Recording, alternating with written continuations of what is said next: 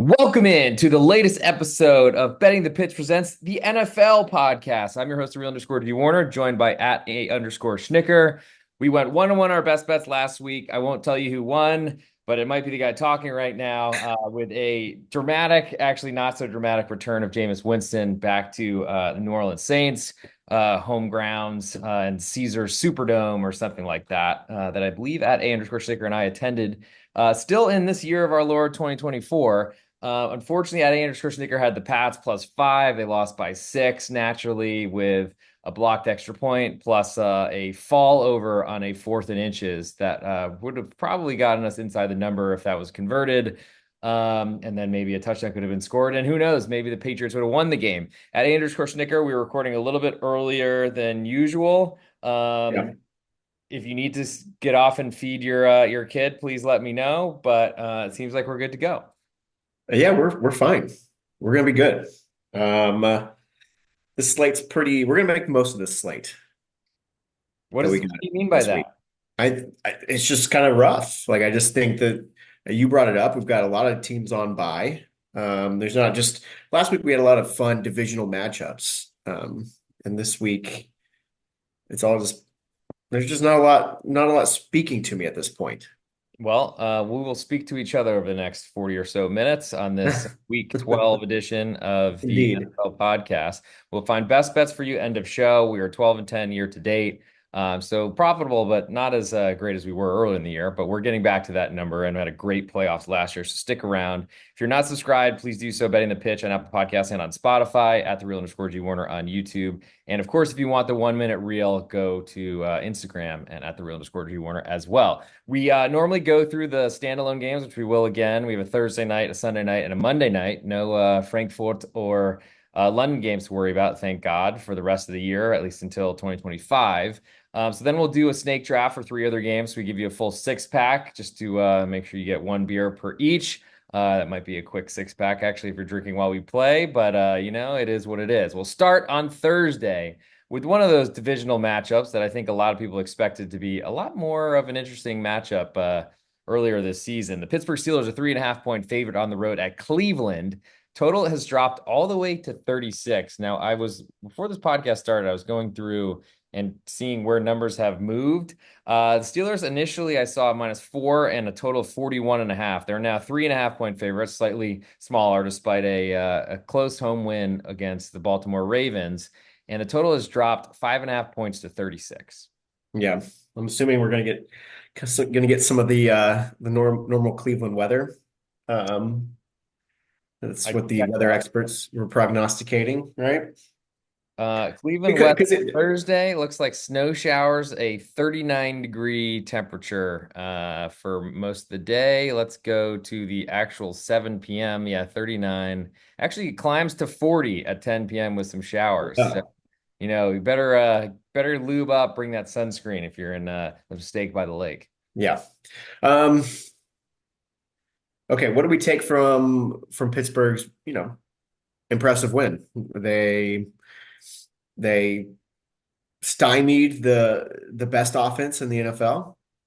They did. Justin Tucker may not know how to kick anymore, and I mean, really, the Steelers messed up a couple times and still figured out a way to do it. Like Russell Wilson's turnover in the end zone, the Justin Fields, which they got the first down, but Justin Fields slides early on the final drive. So, I mean, at this point, I feel like we could look at Pittsburgh and be like, okay, they're a legit team. With Russell Wilson, it feels like it's working. Um, and so I don't want to just like dispute or discredit what they've done so far. Um, it's still going to be like really difficult for me to want to back them on the road plus or -3.5 against really anybody. I can't get out of my head what I saw against, another game where they didn't score a touchdown. I can't get out of my head what I saw when they lost to Dallas. That was, 4 or 5 weeks ago. Um, and I get it. Every team has poor performances, but um, yeah, this one is probably still in the Steelers side because it's 3 days of preparation. What can we really expect? Nick Chubb isn't fully healthy. If we're talking about weather, Jameis is going to chuck it all over the place. But with that weather, that doesn't feel like a great recipe. So You don't yeah, think the crab legs guy would be less you don't think he'll be more conservative with a game plan, or at least the game plan might be. You're saying he's I gonna think go the game that's plan would probably be more crazy. conservative. If they allow him to have any say in it, absolutely not. So really, like this 36 is this the lowest total we've seen this year? I would assume so. Ooh, I can go back in my We roll. can we can figure that out later. I don't But know that I've seen a number, especially that low in a primetime standalone game, to say the yeah, least. any So leans for you? I'm trying to figure out how people are going to play the Browns here. Like at 3.5 and falling. I mean, I made it 5.5.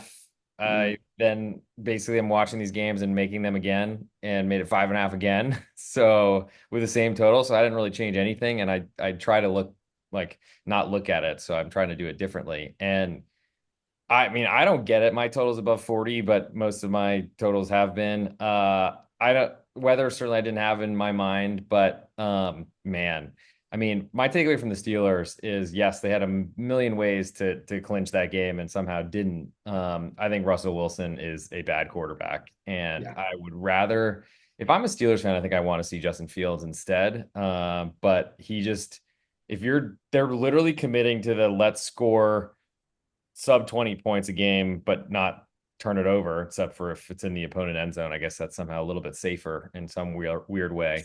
But like literally, he's taking all these conservative moves and then makes that absolutely maniacal throw, expecting his big tight end just throwing it up to him when you have basically the game on your Boswell, who's way better kicker on Sunday than Justin Tucker was. yeah, And just like decisions like that. And I was thinking earlier in the game, I was like, damn, Russ is taking no chances. Like, I don't really know. Like, yes, the Ravens can wake up at any time as they marched down the field and scored and nearly got a 2 point conversion to tie the game. Um, I just like, I'm not impressed. I just don't know. Like, if you're backing the Browns here, you're obviously hoping that they win, and maybe they can lose by a field goal. Boswell's been awesome. The weather's bad, but like, why does that make anyone think the Browns deserve to be only 3.5 point underdogs with a huge dog pound that like is just preparing for next season? You don't think people are trying to sell these tickets to Steeler fans? Like, uh, yeah, we know the Steelers travel better than arguably any franchise in this league. Besides all the Taylor Swift fans that have become the Kansas City Chief fans as well. Like the Steelers are probably the best, and like they're going to buy those tickets. They want to see their team. They're playing well, and this is to make a bigger dent in that division. I don't see the number. Clearly, no one is expecting to see some points here in this matchup at 36 total. I don't know how you go over with either the Steelers or the Browns. I just don't know who's backing the Browns plus 3.5. So I expect this number to climb, though it feels like it's tiny already. yeah. Um, So how do you make a case for the Browns?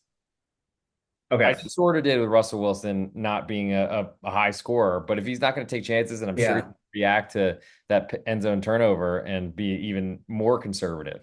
No, it's a great question, and I think we probably should ask it for every game that we consider is what are the redeeming qualities? Where can Cleveland's defense is not playing to last year, so no, there's nothing really there. Everything that you could point to that would give Cleveland a chance, okay, it's at home. Okay.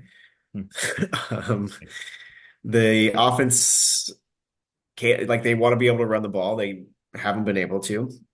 Like if they were able to do that, then yeah, you could probably build a case for it because of the weather. But and plus, yeah, yes, we're recording on Tuesday. Things we can if things can change weather-wise by Thursday afternoon.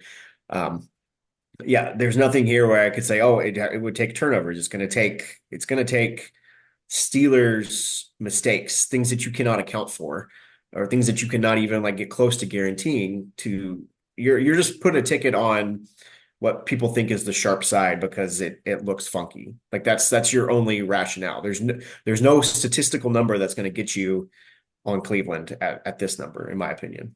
And watch, Yeah. they're going to win outright because that's the way this whole industry goes.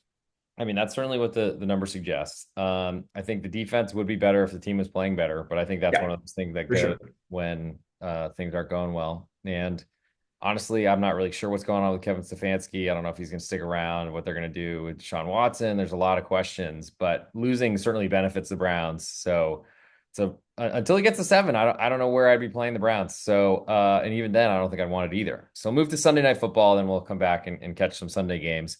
The Philadelphia Eagles are a 2.5 point favorite on the road at the Los Angeles Rams. So there certainly will be more Birds fans than Rams fans. Total is 50 in this matchup. The Rams were, I mean, that game at New England could have gone either way. I mean, it feels like a couple well-timed blitzes that got Drake May to turn the ball over was the reason Yeah. the game ended a certain way, and it was still 1 point from covering the number you gave out. What do we think about Philadelphia? Are they just a proven NFC candidate right now, and are the Rams? Yeah, I would say I wouldn't put the Rams. I would say the Eagles are in a different tier than the Rams. Fair? Yeah, I think so. Um, they're still, the Eagles had the great. We've talked about they have really one of the only home field advantages in the NFL, in my opinion, especially like in a prime time standalone spot. It actually is a home field advantage, and so we saw that against Washington, where they really dominated the box score. It took more than it should have, I think, for them to get like a cover in that game. Um, but they from a box score perspective, they dominated against Washington. Now they get extra rest before they go out to the West Coast, and then they've got the Sunday night game. So it makes sense. And I do think that Philadelphia is winning on talent. I don't think that their offense, I don't think the Kellen Moore, Jalen Hurts combination that I was excited for or interested in has not turned into something that's very good. I think you It could hasn't watch been a running back quarterback, you mean? or exactly. But I think you watch like when you watch the first half of every Eagles game, it's kind of like, what are y'all doing? And to me, like that's just the clear sign that your coordinator and your talent are not clicking because that's game planned out. And but the other positive side is you give him credit for figuring out in the second half and letting Jalen Hurts do his thing. Um, It's hard to win. I feel like I've made my opinions known on the Rams. I'm not a huge buyer on the Rams, but I do think Sean McVay is a better coach than Sirianni. So there's a coaching edge there. And I do usually get interested when the Rams are an underdog because there's some actual numbers there to back that up. So I'm certainly interested in the Rams, even though I think the Eagles are a more talented team. I think you're right. Definitely more talented. I don't think these rosters are even close. I think it Yeah. would be a big, big difference and certainly see different spreads if Sean McVay was the head coach of the Eagles versus the Rams. But my question is really just like, um, is there a home field advantage in this number? As the Eagles are 2.5 point favorites. I had them on the other side of 3 both times I made this number.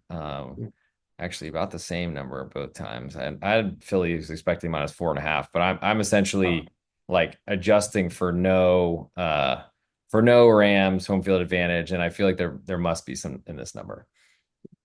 Point maybe. But yeah, not the full 2.25 or 2 that you're going to give.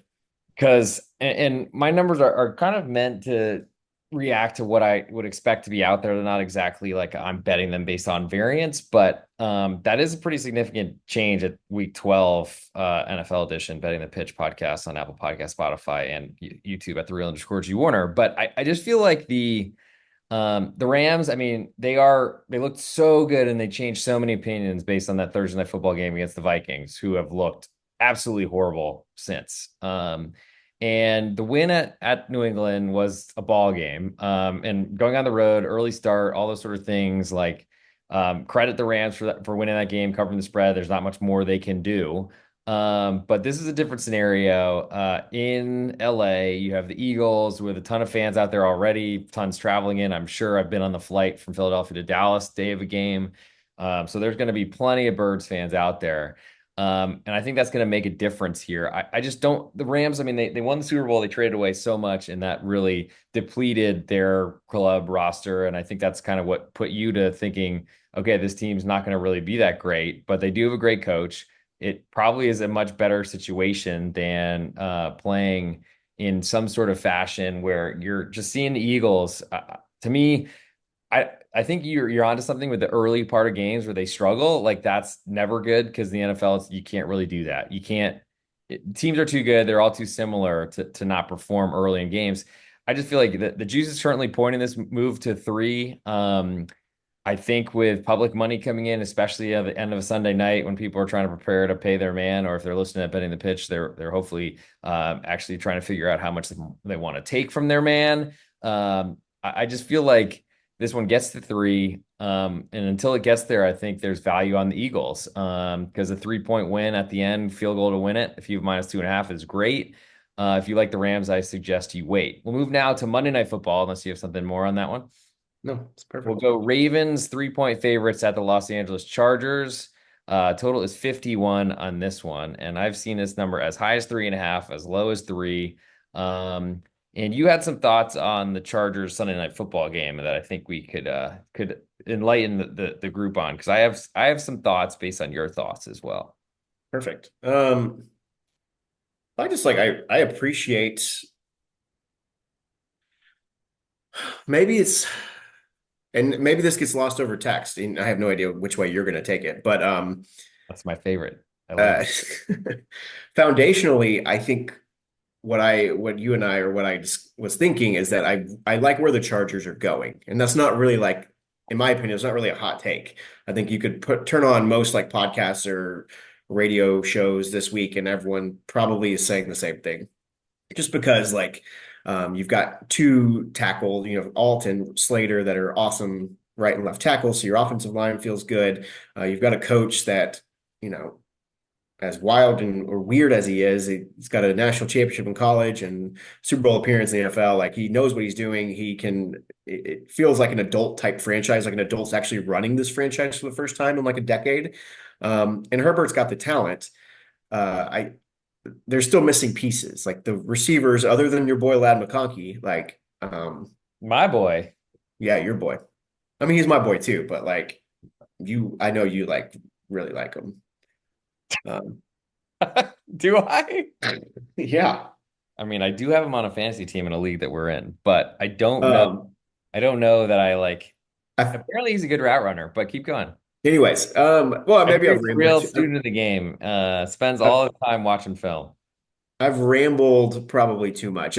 Only that I feel like the Chargers are buttoned up to the point where, a good offseason could put them in the territory of like a Super Bowl contending team. I think that they're a playoff team this year.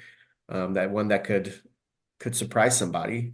And I think that they have the chance to be one of the better teams in the AFC. So they are 7-3. That Yeah. tells me they're a Super Bowl contender at this point. You think they're a Super Bowl contender this year? I think so. And I did not think that coming into the year. With that said, they were up 27-6, if I remember Yeah, correctly. of course, of And course. they literally should have lost the game if I am still amazed that the Bengals +1 did not at least push thanks to two No, missed man. field goals down the stretch.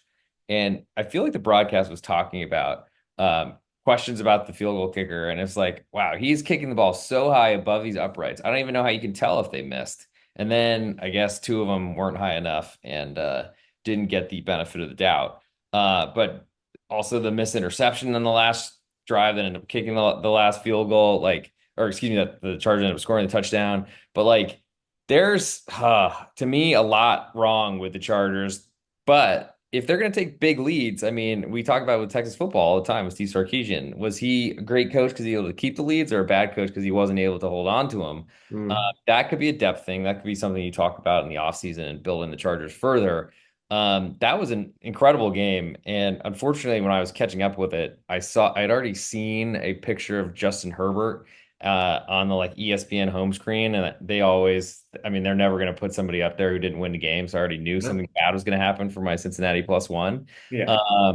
But seeing multiple field goal attempts to take the lead under 2 minutes, it felt like I'm still amazed that was the result that ended up coming out of there. And that's not the Chargers like MO. That's not how they do it. And so I feel like they are a contender because they know how to defend and they run the ball. except they didn't against the Bengals. But let's see if that somehow is something they address, or maybe that was just a T. Higgins is finally back, and maybe that Bengals offense looks competent when they can't just put three guys in under Jamar Chase.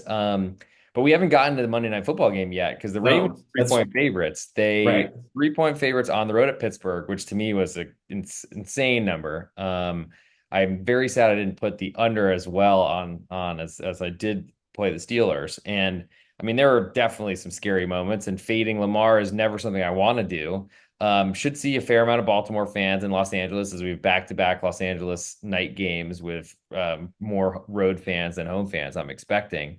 Um, but what do you think, or where? Because I mean, Derrick Henry lost a fumble pretty early in the game against Pittsburgh. Uncharacteristic, you could say, but didn't really seem to get much going after him. But this should be a pretty big relief in class from a defensive perspective for the Ravens offense to come up against.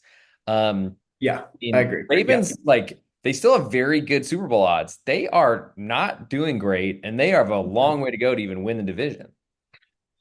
Um, I am not as high. Apparently, the market, and like you're mentioning the Super Bowl odds. There are people that think Baltimore is their number one rated team.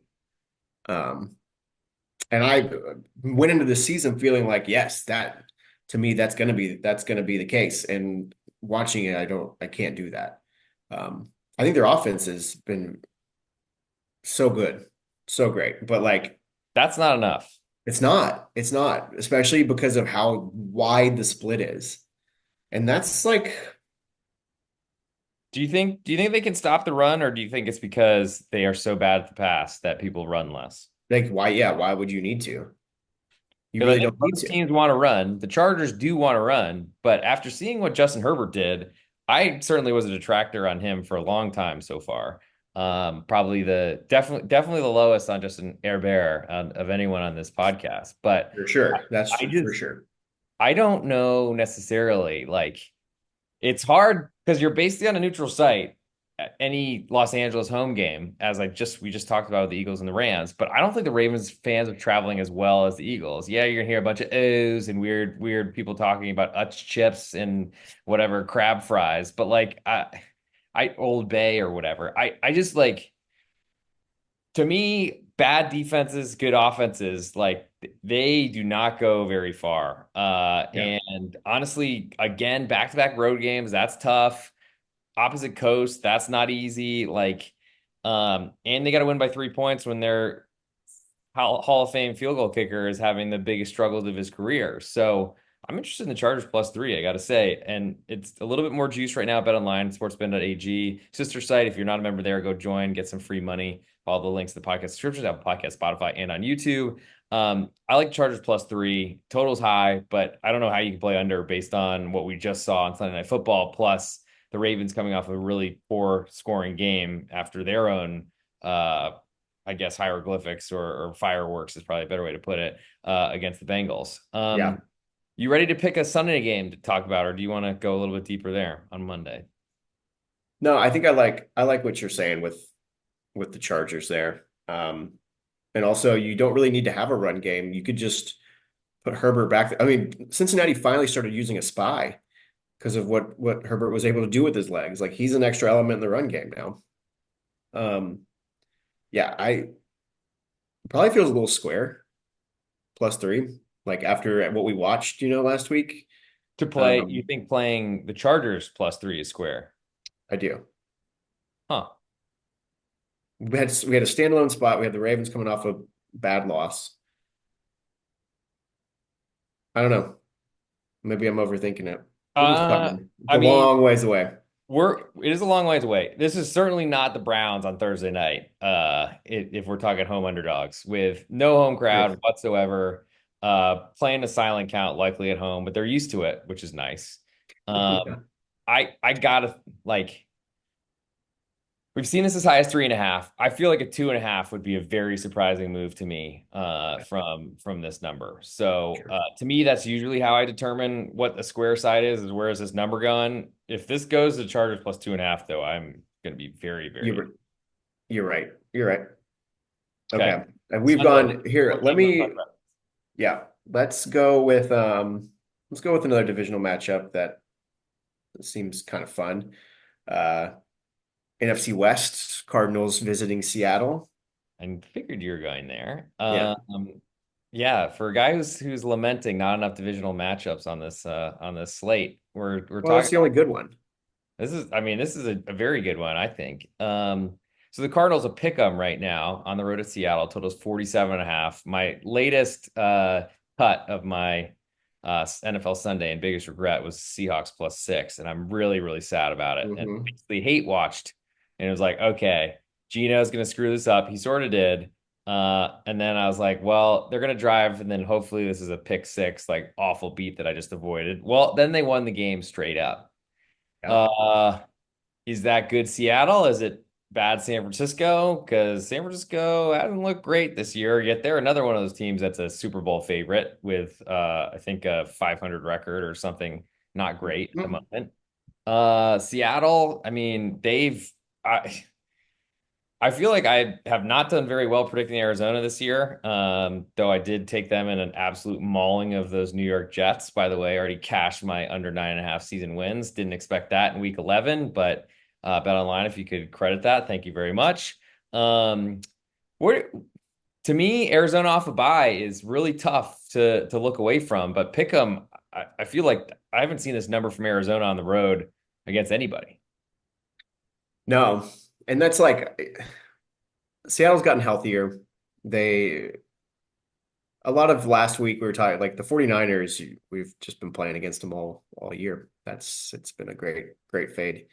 Um, I don't see why we'd stop that, but that's another story. Keep going. yeah, we probably will talk about that.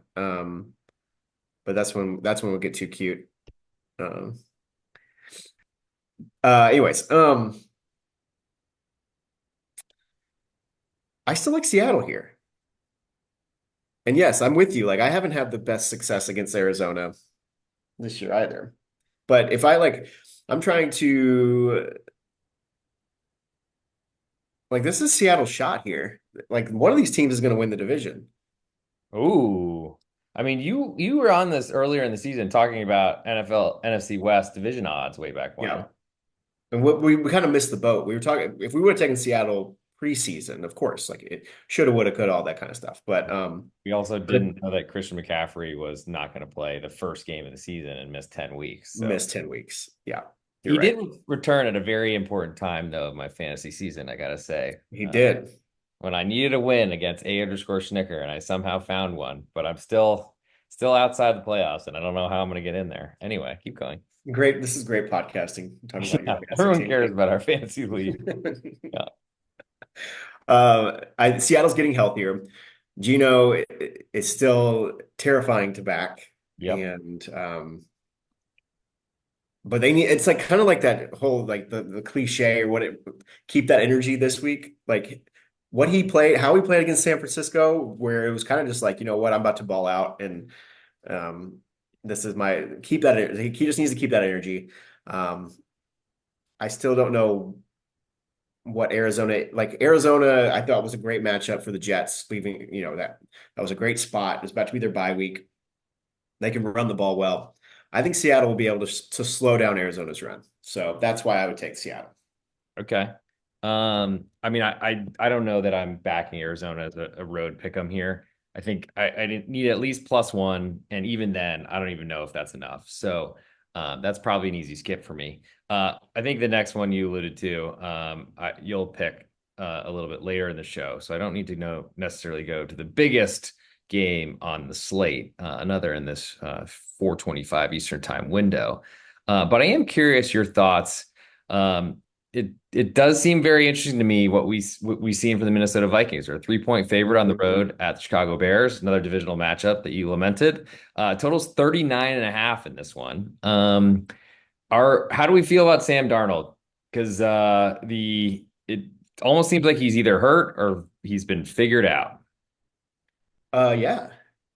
I don't think any of those guys are truly healthy. Aaron Jones, we know can't go a full season. And I know he got dinged up a couple weeks ago. Yes, Sam Darnold, same thing. Justin Jefferson, Jordan Addison, like all the pieces that were putting the undefeated Vikings, through 6 games, putting them on the radar. They're dealing with some injuries. Yeah, we've definitely noticed things haven't clicked. We're probably seeing Darnold as like his true self, which still is like I'll still defend his performance. Like, yes, he's not a top whatever you want. He's not like hot take top 5, 8 quarterback, but like, is he a starting quarterback in the NFL? Like that is good enough? Yeah, yeah. But like you're gonna face these challenges, and I guess my whole point breaking this one down is whether the Bears like actually had a better performance and they've cleaned things up in the locker room. The idea that rookie Caleb Williams, um, is gonna handle Brian Flores' defense, that doesn't feel like what I want to do. I don't want that. I don't want +3 even for that. But it looks like we might even get +3.5. It certainly looks like it's trending in that direction. I think the I amazing game last week with the Packers coming down to block field goal at the end. Wow, incredible finish. I just feel like finding points in that matchup, we have not really seen it um the Vikings in a while. I gotta say, I don't know if they're one of those early darlings that got out to an incredible record and just won't be able to keep it up or something. But Yeah. to me, now I guess I'll let you choose where you want to go with that last matchup. Okay. Well, let's just do the 49ers Packers because that's the only other good game. And very, very stingy with the good games on this list. I don't feel like it's so bad, but and we're also overlooking the Broncos Raiders, which everyone's going to stay up for, I think, on East Coast. But the 49ers now 2.5 point underdog on the road at Green Bay. Total is 48. And we've seen some movement here. San Francisco was -1 last week on the look at number, and have climbed from 1.5 to 2.5 since I've been watching it this week. Total's been about the same, 48. I'm pretty interested in San Francisco because they are an underdog here, but I don't think I'm interested in backing them. I think I'm looking to back the home team. Jordan Love has some questions about him, I feel. Don't know that he's great for fantasy because they're so hard to tell which receiver they're going to, but I think that's really hard for an opponent to prepare for. To me, San Francisco, I mean, they are using Christian McCaffrey like he is like like he's perfectly healthy. He's been playing all year. The amount of touches he's had is incredible. I just don't really understand if how long that will last. And I figured the ease him in technique was that they've just completely ignored that, maybe out of desperation. But to me, I feel like the 49ers apparently are getting a little bit healthier with Ward coming back this week. But the number is climbing. It looks like it's heading straight towards 3. I don't know that I'll believe that it's going to actually get there, because we're splitting juice right now both directions. But San Francisco has been getting a ton of love. Big favorites at Tampa Bay. Missed a bunch of field goals. Were able to win at the end. Couldn't hold off a Seattle comeback at the end, which even the Los Angeles Rams sieve of a defense could do that. So there's a lot of things that make me feel like this move across 0 is telling. But these numbers haven't meant a lot from San Francisco -1 to +2.5. That's the easiest move you can probably see in all of professional football. Does that change your mind at all about where you want to go with this one? Um, I think a lot of it we need to watch, like, is Brock Purdy, he showed up on the injury report. You got Trent Williams on the injury report. Is George Kittle going to play? Trent Williams is probably like the biggest of all those. Whether he's playing or not, is he like actually fully 100%? Because we've talked about how bad that offensive line is without him playing. So I'm wondering if the book is like pushing this a little bit, but not getting to a key number because you're trying to speculate on what's gonna, because if Purdy's out or he's not gonna play, then obviously this number is on a pretty big move. Um, And every half point you move it, the money line gets more expensive on the Packers. That's a little right. bit of protection. So that Yeah, makes a little bit. Yeah. I I mean, yeah, I think 49ers are probably the side in this case, and that's ridiculous for me to say after like saying fade the 49ers all year. But it really is gonna like matter about, I think like you're gonna see the public look at this game. Packers win again. 49ers are struggling. Are you kidding me? I can get Jordan Love, Packers offense. against a struggling 49ers team, less than a field goal, like that's an easy winner. I think that's the rationale um, for people when they're going to be picking this as we get closer to like the public time of the year of the holiday season. So everyone's going to be betting these next couple weeks. I could see that. I don't know that people are rushing to back. It's a good point. Are people trying to back the 49ers who've been struggling all year? Or are they also scared of going against the 49ers who have been struggling all year? You might be right. They might be more willing to lay a small number on a short home favorite Home than favorite who's won. I, Yeah. I don't think I'm playing the 49ers here, even at 3. I think I need them to prove that they can win these type of games, and I'm not sure I've seen it. And I do feel like this is a big change, though, in how the marketplace has been treating them. So we've now reached the end of our show. It's time for our best bets. We were 1-1 last week. We're 12 and 10 this season. A profitable number there. Trying to keep that going as long as possible. At Andrew Kirschnicker, where are you going for your best bet on this Week 12 episode? Well, we've talked about this game, and so there's two ways to go about it. My best bet is going to be Rams +1 in the first half. And the reason I'm giving that is for some of the stuff that we just talked about. So actually listen and watch the podcast. We could talked about the Eagles' issues in the first half. I think, but you also brought up the great point that this feels like it's moving towards 3 for a full game. And I would probably take both full game and the Rams +1 in the first half, but I'm not going to give out a number we don't have yet. So let's go Rams +1 in the first half. Understood. Hey, this is the real underscore G Warner. This is betting the pitch for the betting the pitch NFL edition. We're 12 and 10 so far this season, 24 and 16 our last 40.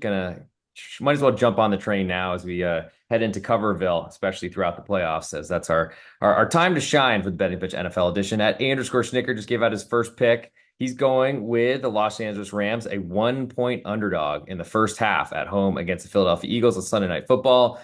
For my best bet, the real underscore G Warner, you can find me on Apple Podcast, Spotify at Betting the Pitch, plus YouTube, the real underscore G Warner, plus on Patreon. Go check me out. Find all the plays coming in across all sports, college basketball, soccer, everything right now at the real underscore G Warner on Instagram, Patreon, Twitter. For my best bet in this episode, I'm going to go with a game we talked about also. We covered all the games that we're going through our best bets. I'm going to go under 39.5. Minnesota Vikings at Chicago Bears. Two offenses I don't see much going in any sort of direction that is forward, and hopefully we can avoid some defensive touchdowns.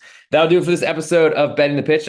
We will talk to you next week. Thank you all for coming in, and we will hopefully come back with 2 more winners to put on our ledger for the Week 13 Lucky 13 podcast.